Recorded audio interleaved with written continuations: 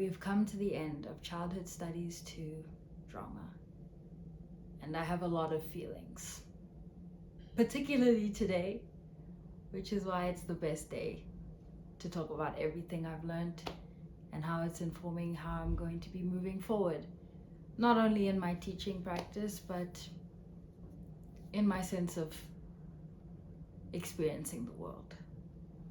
So let's get into it, starting from the very beginning.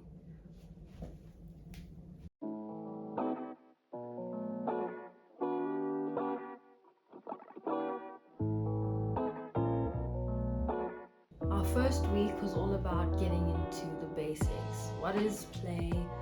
What makes it different to dramatic play? And what makes that kind of play different to neurodramatic play?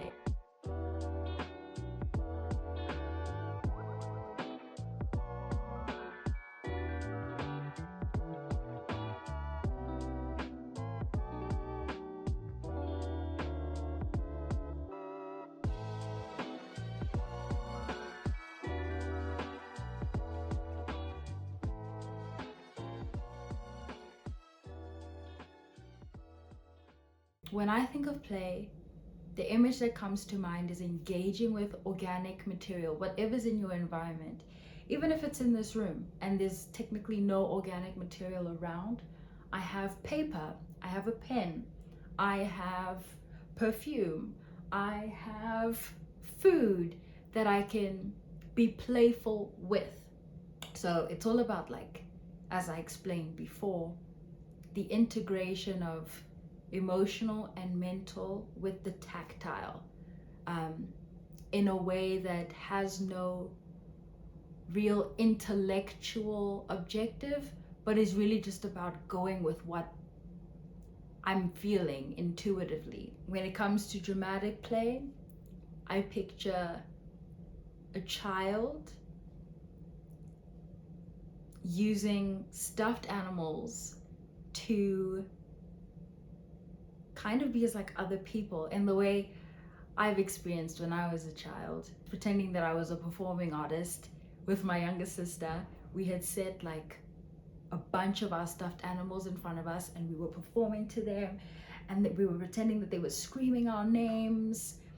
That's dramatic play to me, making sense of our desire to be performers in a way that's embodied for us. You know, that wouldn't suffice if we were just pretending like this, jumping around in the room.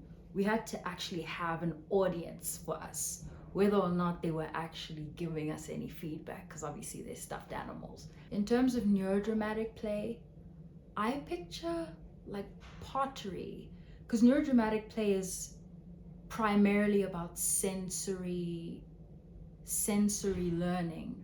And as I shared earlier, that can still take place even outside of the womb, outside of the mother-child dynamic. And so when I think of pottery, I think of something that's sensory, and that's also quite a subconscious vehicle for revelation and healing.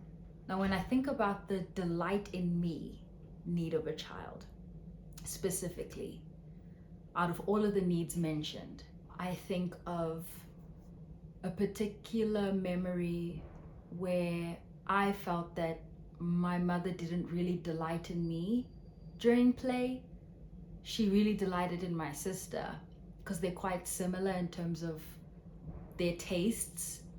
And I remember feeling so other. I felt like such a black sheep in that moment, because that what I thought to put together, my mom would just smile and nod and go, or how about this?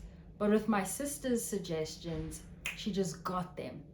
And so when I think about the need to be delighted in as a child, this is the picture that comes to mind for me. A parent fully immersing in the perspective of their child, not trying to integrate their perspective into the child's perspective. One major highlight of this lecture was we were split up into groups, and we had to basically construct a tableau of what childhood looks like. So like a still of what childhood looks like. In my group, I was with Nuran and a few other people I don't remember, but I specifically remember Nuran because she was the person who was reading in the front. Our tableau was of a playground where some were playing hand games, one was reading a book, and I believe another pair was being chased. Well, one was chasing the other. So as to say, childhood is about the socialites, those who spend time with other kids. And it's also at the same time about self-discovery and building memories of bonding with oneself. So yeah, at face value, I don't think people noticed that we were intentional about having a group of 4, then a pair, and then someone alone. But that was in the back of my mind when I had made those suggestions for our tableau about the groupings, because some of us have our person, you know, as children we have our one person who we do everything with when we're not by ourselves. And so just highlighting the different flavors of childhood play, but also just the childhood perspective in general.